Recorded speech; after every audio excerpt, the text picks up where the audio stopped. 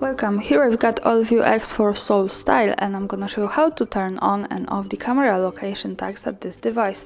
So at first we have to tap on the camera button here to open this up, and as you can see we are in the standard photo mode. So let's move to more advanced settings, and we can do it by tapping on this button here in the right corner. As you can see here we have different advanced settings to manage, and one of this is geotagging button, so when we tap on this we can easily turn it off and turn it on like that by using just one tap. So this is how it works here. And for now I'm going to keep turning this on to show you how it works, but the important information also is that to make it work correctly and really save the location of our picture, we have to be connected with the internet, for example with the Wi-Fi, and we have to turn on the location of this device. So remember about these two parameters to make it work.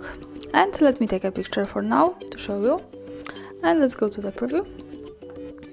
So this is the picture. When we tap on the center we get access to the gallery settings, and we have to move to more here in the right corner at the bottom, and from here we have to slide down to the details. When we tap on this we get access to it, and as you can see here we have the date with the location tags. So greetings from Krakow, this is how it works. Thanks for watching, subscribe our channel and leave the thumbs up.